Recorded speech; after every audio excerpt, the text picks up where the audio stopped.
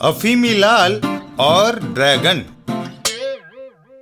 एक दिन मशीनी लाल अपने घर के बाहर, आहा, आखिर तैयार हो गया गरम हवा से उड़ने वाला मेरा गुब्बारा। आज हम इस गुब्बारे में बैठकर दिल्ली दर्शन को जाएंगे, खूब मजा आएगा। मशीनी लाल दौड़ा दौड़ा घर के अंदर गया। अफीमी प्यारे, फटाफट उठो, हमारा गुब्बारा उड़ने के लिए बिल्कुल तैयार है। याहू! मैंने पूरे 20,000 रुपए लगाकर 3 महीने की मेहनत से ये गुब्बारा तैयार किया है। फटाफट उठो यार। मगर अफीमी लाल टस से मस न हुआ। कुछ देर बाद इस कमबख्त को मौत भी आएगी तो ये खर्राटे बजाता हुआ ही हम लोग जाएगा। मशीनी लाल अफीमी लाल को लेकर गुब्बारे पर सवार हो गया और गुब्बारा हवा में उड़ चला। ये उड़ा मेरा गुब्बारा। आज मेरे जीवन का कितना महान दिन है। कहीं खुशी के मारे मेरी हृदय गति ही ना रुक जाए। वह देखो, इतनी ऊंचाई से इंडिया गेट कितना सुंदर दिख रहा है। वाह भाई वाह। मगर अफीमी लाल अपने खुर्राटों में मस्त था। तभी अचानक बड़े जोर से धूल भरी आंधी चलने लगी। कुछ भी देख पाना मुश्किल हो गया। ये क्या हुआ? हे भगवान, ये आंधी हमें जाने कहां उड़ाए लिए जा रही है। कई घंटों तक उनका गुब्बारा आंधी में फंसा रहा और वे दिशा विहीन होकर उड़ते रहे। और जब आंधी रुकी तो उनका गुब्बारा एक वीरान पहाड़ी इलाके में उतर रहा था। चले थे हम दिल्ली घूमने और ये हम कहाँ पहुँचे। मशीनी लाल अफीमी लाल को लेकर पहाड़ी के अंदर चल दिया। गुब्बारे के गैस सिलेंडर पूरी तरह से खाली हो चुके हैं। अब गुब्बारा नहीं उड़ाया जा सकता। चलकर कोई और रास्ता ढूंढता हूँ। कुछ ही दूर चलने के बाद मशीनी लाल को एक गुफा का द्वार मिला। गुफा के अंदर जाकर देखता हूँ, जाने क्या है अंदर। मशीनी लाल ने गुफा के भीतर प्रवेश ही किया था कि मर गया। मशीनी लाल ने उस भयंकर ड्रैगन को देख तुरंत वहां से दौड़ लगा दी। जय जय जय हनुमान गोसाई, भूत पिशाच निकट नहीं आवे। अब क्या होगा? हनुमान चालीसा ही याद नहीं आ रही है। तभी यकायक मशीनी लाल की ब्रेक लगी। हे भगवान, अफीमी लाल को तो मैं वहीं छोड़ आया। मेरा जुड़वा भाई। उधर अफीमी लाल ड्रैगन से बेखबर अब तक अपने खर्राटों में लीन था।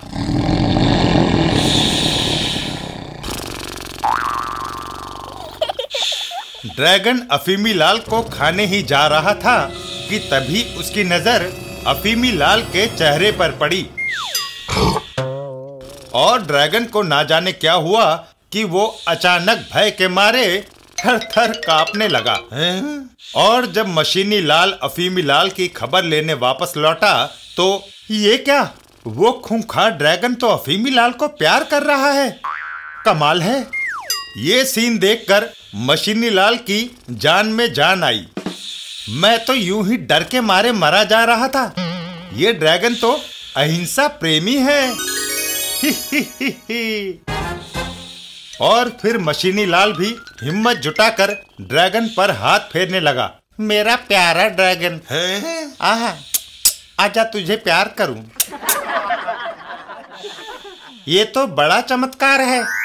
आज से लाखों वर्ष पहले इस धरती पर ऐसे विशालकाय ड्रैगन विचरण किया करते थे।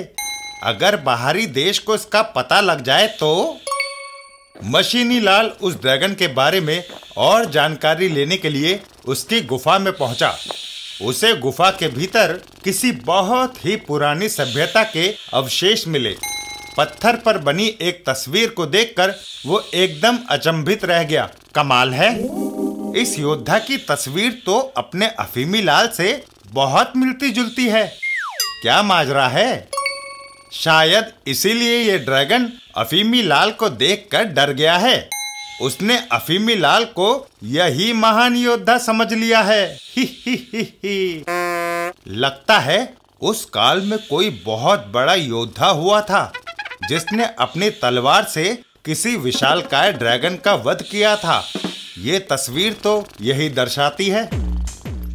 और फिर मशीनी लाल ने उस घाटी से निकलने के लिए एक तरकीब लगाई।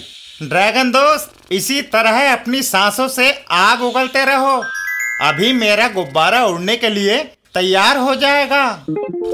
और कुछ ही देर में मशीनी लाल का गुब्बारा उड़ान भरने के लिए पूरी तरह से तैयार हो चुका था। गुब्बारे की हवा इतनी गर्म हो गई है कि हम इस घाटी से आराम से निकल जाएंगे। और मशीनी लाल अफीमी लाल को लेकर वहां से उड़ चला। ड्रैगन दोस्त, बहुत बहुत धन्यवाद, अब हम चले, टाटा, बाय बाय। लेकिन जैसे ही गुब्बारा आकाश में पहुंचा, बड़े जोरों से आंधी चली और जब कुछ देर बाद आंधी रुकी तो उनका गुब्बारा वापस दिल्ली पहुंच चुका था। याहू! हम सकुशल घर वापस आ गए। अफीमी लाल की भी नींद टूट गई। वाह, क्या बढ़िया नींद आई थी, मजे आ गए। उसी शाम जब वे अपने घर में अपनी यात्रा की थकान मिटा रहे थे, अफीमी लाल, जरा सोचो, अगर हमारी ये आप बीती किसी अखबार में छपे तो कितना तहलका मच जाएगा। अफीमी लाल हैरानगी से उसकी बातें सुन रहा था। सारी दुनिया में हम मशहूर हो जाएंगे कि हमने एक अद्भुत ड्रैगन की खोज की है। शायद हमें ढेरों पुरस्कार भी मिले। और दूसरे दिन सुबह ही मशीनी लाल एक अखबार के कार्यालय में जा पहुंचा। कहिए जनाब, आपको मेरी आप बीती सुनकर कैसा लगा? ऐसी धमाकेदार खबर आपको पूरी दुनिया में खोजने पर भी नहीं मिलेगी। तुम्हारी आप बीती है तो बहुत दिलचस्प, लेकिन एक परेशानी है। परेशानी? कैसी परेशानी? जरा बताइए तो। हो सकता है आपकी ये आप बीती मनगढ़ंत हो। क्या कोई सबूत है आपके पास? मैं सबूत दूंगा आपको। मेरा भाई अफीमी लाल भी इस यात्रा में मेरे साथ था। वो चश्मदीद गवाह है सारी घटनाओं का। और मशीनी लाल तुरंत अफीमी लाल को ले चला। चल फटाफट, संपादक साहब ने हमारे लिए अपने अखबार का पहला पृष्ठ रोक रखा है। संपादक के दफ्तर में, ये है मेरा भाई अफीमी लाल, पूछिए इससे, आपको जो कुछ भी पूछना है। श्रीमान, बताइए, क्या आपने ड्रैगन को देखा है?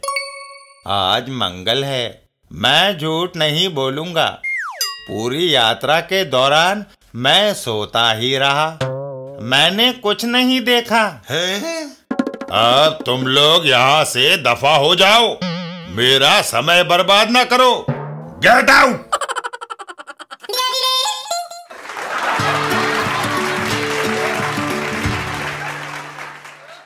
अफीमी लाल और अनोखा गधा। एक सुबह जमुना किनारे धोबी घाट पर। अबे गधे के बच्चे, तूने फिर एक चादर चबा डाली। मैं तो तुझसे तंग आ गया हूँ। अजब गधा है तू, जो हमेशा कपड़े ही खाता रहता है। तभी वहाँ झगड़ू धोबी आता है। भाई झगड़ू, समझ में नहीं आता, मैं इस गधे का क्या करूं?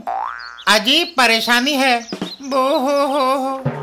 ननको भाई, मेरी मानो तो इस गधे को किसी के हाथ मुफ्त ही थमा दो। इसका यही एक इलाज है। उसी समय बाजार में एक किराने की दुकान पर। लाला जी, सारा सामान झोले में डाल दिया है ना? ये लो पैसे। अफीमी जी, पैसे तो आते ही रहेंगे। अफीमी लाल सारा सामान लेकर घर की राह लेता है। बाप रे बाप, इतना वजन उठाकर मैं अपने घर तक कैसे पहुंच पाऊंगा? बो हो। अफीमी लाल बड़ी मुश्किल से सौदा उठाए घर की ओर चला जा रहा था कि बाबूजी, क्यों गधे की तरह बोझा ढो रहे हो? ये गधा ले जाइए ना, बिल्कुल मुफ्त है। क्यों भाई, तुम अपना गधा मुफ्त में क्यों दे रहे हो? बाबूजी, एक पंडित ने मुझे कहा है कि अगर मैं एक गधा दान में दे दूं तो मेरे पूर्वज तर जाएंगे। और ननकू धोबी ने अपना गधा अफीमी लाल को सौंप दिया। मशीनी लाल कहता है कि मुफ्त में जो भी चीज मिले उसे छोड़ना नहीं चाहिए। कुछ देर बाद वे घर पहुंचे। गधे दोस्त, आज से ये तुम्हारा नया घर है। आशा है यहाँ तुम्हारे दिन खूब बढ़िया कटेंगे। अच्छा, अब मेरे सोने का समय हो गया है। मैं तो चला बिस्तर में। तुम अच्छी तरह घर के रखवाली करना। और अफीमी लाल पूरी तरह से निश्चिंत होकर खर्राटे बजाने लगा। और मौका देखकर उस गधे ने अपने को आजाद कर लिया। सबसे पहले उस गधे ने खिड़की और दरवाजों पर लगे पर्दों पर हमला किया। उसके बाद उस गधे ने इत्मीनान से घर में रखे हर कपड़े का थोड़ा थोड़ा स्वाद चखा। और शाम को जब मशीनी लाल दफ्तर से घर लौटा, हे भगवान, मेरा नया सूट! मशीनी लाल गुस्से में अफीमी लाल के पास पहुंचा। अफीमी के बच्चे, उठ, बोल, क्या ये गधा तू लाया है? क्यों, तुम्हें पसंद आया? बिल्कुल मुफ्त लाया हूँ। मशीनी लाल अफीमी लाल पर अटैक कर देता है। मैं तेरा गला दबा दूंगा। और फिर कुछ देर के बाद बोलो धोबी भाई, मैं तुम्हें एक साथ दो दो गधे मुफ्त में देने को तैयार हूँ। आए।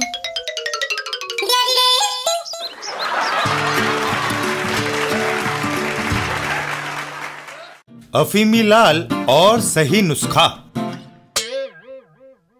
एक दिन सुबह, कुंभकर्ण के अवतार, क्या तेरे उठने का समय नहीं हुआ है? हाय, आज मेरे सिर में भयंकर दर्द हो रहा है। ये सुनकर मशीनी लाल के तेवर ढीले पड़ गए। सॉरी अफीमी, फिर तो तुम लेटे रहो, मैं तुम्हारा नाश्ता बनाकर यहीं ले आता हूँ। हाय राम।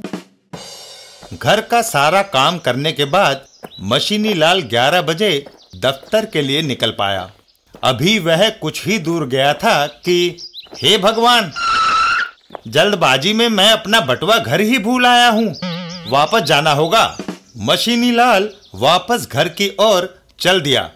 घर के बाहर पहुंचकर उसके कानों में आवाज पड़ी, आज तो मजा आ गया।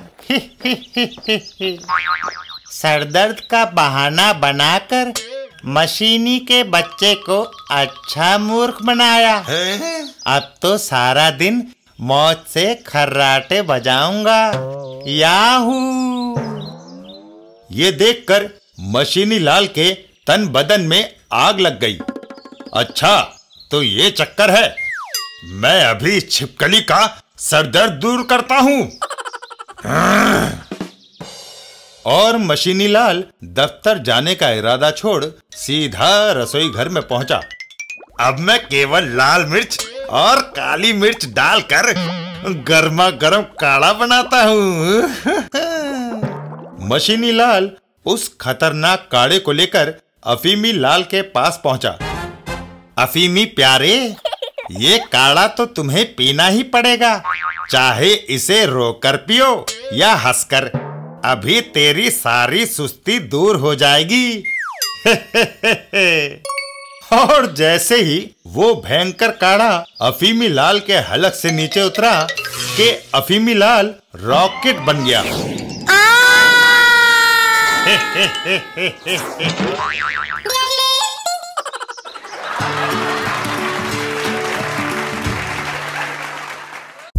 अफीमी लाल और सुधार अभियान। उम्मीदों से भरी एक सुबह। अब बहुत हो गया, आज से मैं अपनी सारी सुस्ती छोड़ दूंगा। जय बजरंग बली की। और अफीमी लाल काम में जुट गया। सबसे पहले मैं अपने पूरे घर को गंगा जल से धोता हूँ। अब कपड़ों को ऐसे चमकाता हूँ जैसे चम चम चमकता सूरज। घर को क्या बढ़िया सजाया है मैंने, और अब बनाकर लाया हूँ तरह तरह के स्वादिष्ट पकवान हैं। यम यम यम। अफीमी लाल अपनी शेव बनाने लगा। मशीनी लाल को हमेशा मुझसे शिकायत रहती थी कि मैं दाढ़ी बनाने से कतराता हूँ। बड़े दिन हो गए अपने बालों को शैम्पू किए हुए। ला ला ला ला ला ला ला ला ला। पजामा कुर्ता पहनते पहनते मैं तंग आ गया हूँ। आज सूट पहनता हूँ। वाह क्या बात है, बालों में कंघी करके मैं पूरा अमिताभ बच्चन दिखता हूँ। और उसी शाम मशीनी लाल थका मांदा दफ्तर से घर लौट रहा था। आज तो दफ्तर में इतना काम था कि मेरी हालत ही खस्ता हो गई। दिन भर कमा कमा कर मेरा बुरा हाल हो जाता है, और वो अफीमी का बच्चा मौज करे। मशीनी लाल ने एक जोरदार किक पत्थर पर मारी और परिणाम स्वरूप उसकी टंगड़ी टूट गई। अय्यो! ओहो हो। मुझे ऐसा लगता है अफीमी लाल के चक्कर में मैं किसी दिन पागल जरूर हो जाऊंगा। और जब मशीनी लाल अपने घर पहुंचा तो वहां का दृश्य देखकर उसकी आंखें बाहर निकल आई। हैं? तभी अफीमी लाल वहां आया। मशीनी भैया आ गए, ये तौलिया लो, फटाफट जाकर मुंह हाथ धोकर आओ, तुम्हारी चाय ठंडी हो रही है। हैं? ये सारा नजारा देखकर मशीनी लाल के सर में एक साथ सैकड़ों घंटियां बजने लगी। बाप रे बाप, ये क्या हुआ मशीनी भैया को? अफीमी लाल ने तुरंत हॉस्पिटल में फोन घुमाया। हेलो डॉक्टर साहब, जल्दी से एम्बुलेंस भेजिए, लगता है मेरा भाई पागल हो गया है। वो एक साथ हंस भी रहा है और रो भी रहा है। एम्बुलेंस दन-दनाती हुई वहां आई और मशीनी लाल को उठाकर अपने साथ ले चली। और फिर कुछ देर बाद पागल खाने में। चिंता की कोई बात नहीं है, तुम्हारा भाई 1-2 सप्ताह में ठीक हो जाएगा, लेकिन आगे से तुम कोई ऐसा काम ना करना जिससे उसके दिमाग को झटका लगे। हैं?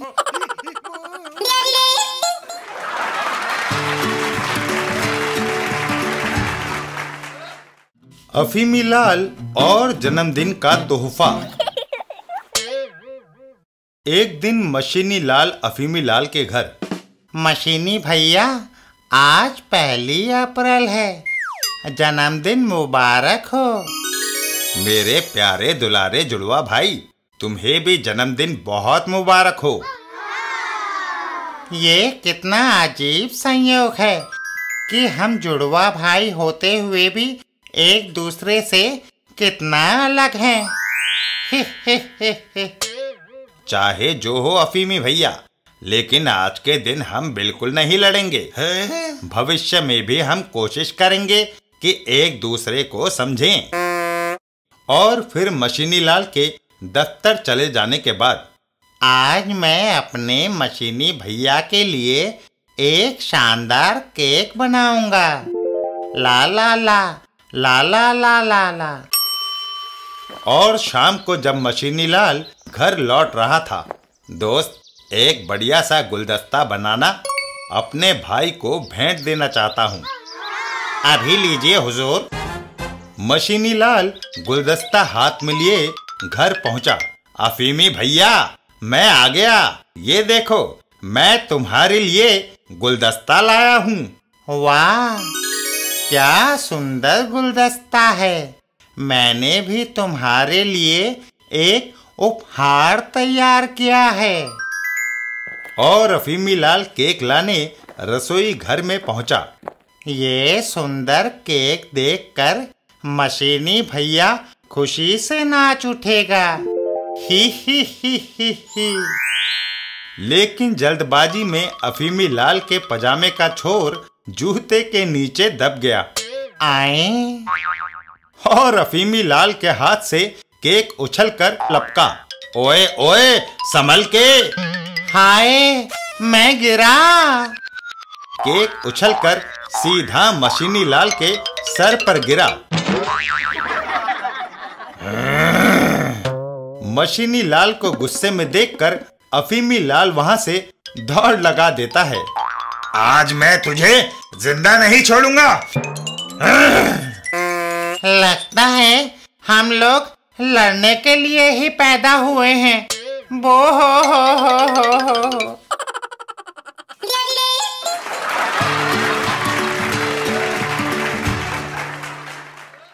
अफीमी लाल और अजब मुसीबत।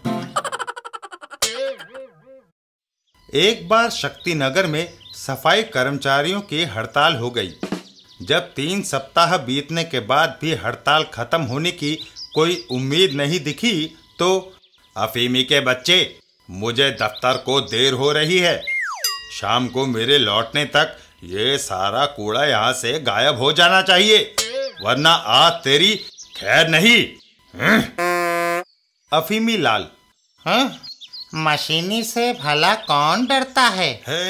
लेकिन इस कूड़े की दुर्गंध से मेरा भी चैन से सोना असंभव हो गया है। और अफीमी लाल उस कूड़े को घर से बाहर ले चलता है। सो मुझे इस कूड़े को ठिकाने तो लगाना ही होगा, लेकिन मेरी समझ में नहीं आ रहा है कि मैं इस कूड़े को फेंकूं कहाँ। और अफीमी लाल एक वीरान पार्क में जा पहुंचा। हे। यहाँ आसपास कोई नहीं है, ये जगह बढ़िया है। अफीमी लाल तुरंत अपने काम में जुट जाता है। इन झाड़ियों के पीछे कूड़ा डाल देता हूँ, किसी को पता भी नहीं चलेगा। हे। संयोग से उन्हीं झाड़ियों के पीछे हवलदार गजब सिंह आराम कर रहा था। आए, ये क्या? छिपकली के दुम, क्या ये कूड़ा डालने की जगह है? खबरदार जो इस पार्क में फिर कभी कूड़ा डालने की हिम्मत की, उल्टा लटका दूंगा पेड़ से, समझा? गलती हो गई हवलदार जी, मैं अपना कूड़ा वापस ले जा रहा हूँ।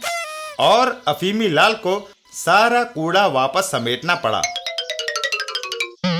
अब कोई नई जगह तलाशनी होगी। बो हो। तभी अफीमी लाल के दिमाग में एक आइडिया आता है। आ गया एक शानदार आइडिया। इस खोपड़ी में आइडियो की कमी थोड़े ही है। हे। सबसे पहले मैं इस मैदान में एक बड़ा सा गड्ढा खोदता हूँ, जोर लगा के हाइशा।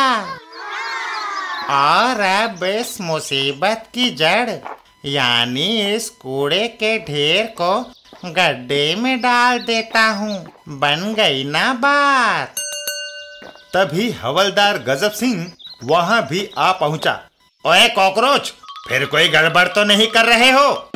कोई गड़बड़ नहीं की हवलदार जी, मैंने ये गड्ढा खोद के अपना कूड़ा इसमें डाल दिया है। हे। बहुत खूब। अब जरा ये बताओ कि इस गड्ढे में से निकली इस मिट्टी के ढेर को क्या मेरे सिर पर डालोगे? हैं? आई, ये तो मैंने सोचा ही नहीं था। गधे के अवतार, अब फटाफट अपना कूड़ा उठाओ और यहाँ से चलते बनो। मजबूरन अफीमी लाल को वहाँ से भी भागना पड़ता है। ये हवलदार गजब सिंह तो मुझ पर अच्छा गजब ढा रहा है। वो हो। वाह, अब की बार मेरी खोपड़ी में असली आइडिया आया है। हे। और फिर अफीमी लाल अपने घर से एक फटी चादर और एक सीढ़ी ले आया। इस बार किसी को भी खबर नहीं लगने पाएगी कि मैंने कूड़ा कहाँ छुपाया है। हे। अफीमी लाल पेड़ पर चढ़कर कूड़े की पोटली ऊपर शाखों पर रख देता है। चलो, आखिर मुक्ति मिली इस दुर्गंध के ढेर से। ही। अफीमी लाल खुशी खुशी वापस चल देता है। अब घर चलकर नहाऊंगा और फिर चैन से खर्राटे बजाऊंगा। ला ला ला ला ला ला ला ला।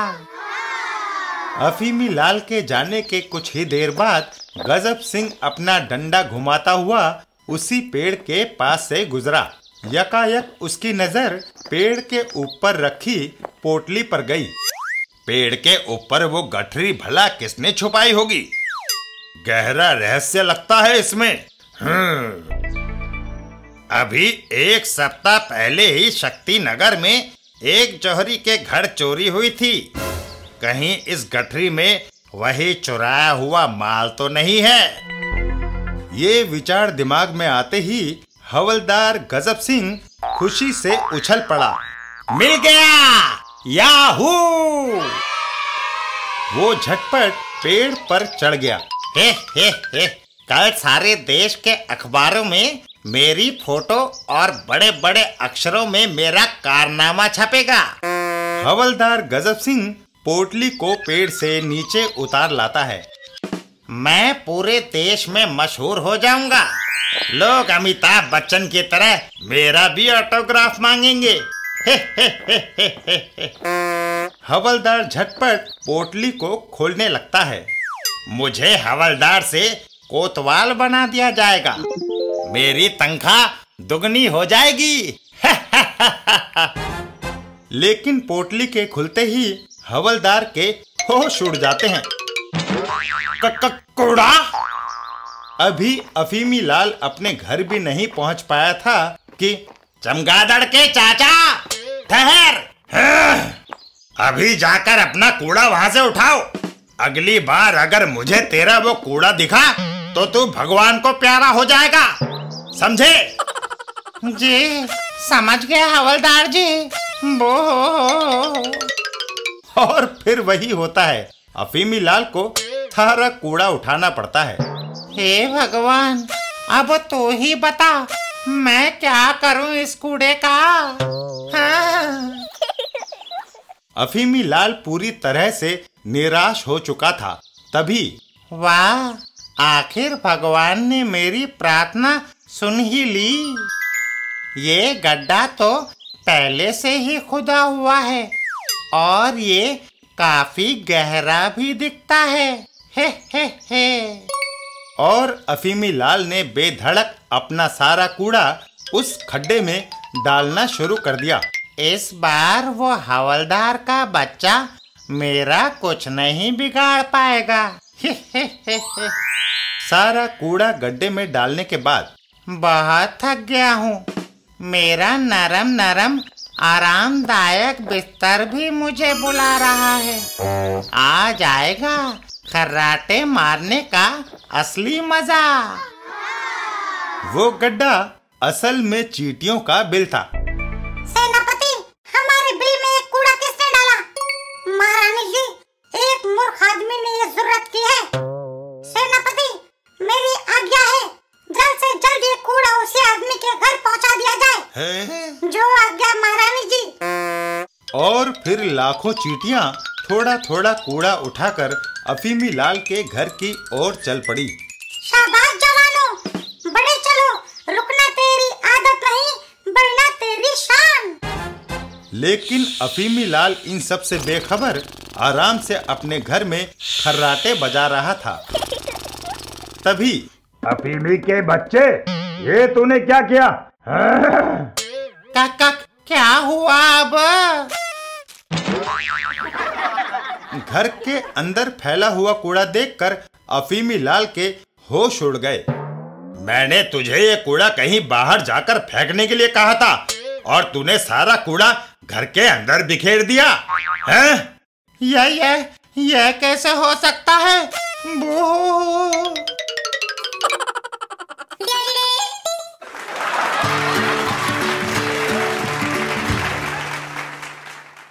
अफीमी लाल और अनोखा आविष्कार। मशीनी लाल पेशे से एक योग्य इंजीनियर है। हमेशा मशीन की तरह उसका दिमाग चलता ही रहता है। छुट्टी के दिन भी घर खाली नहीं बैठता। आज भी मशीनी लाल एक काम में लगा हुआ था। तभी अफीमी वहां आ जाता है। मशीनी भैया, आज सुबह से ही काम में जुटे हो, क्या बना रहे हो? मेरे प्यारे दुलारे अफीमी भैया, तुम्हारे सोने के लिए मैं एक विशेष प्रकार का पलंग बना रहा हूँ। तुम्हारे लिए मुझे बहुत चिंता रहती है।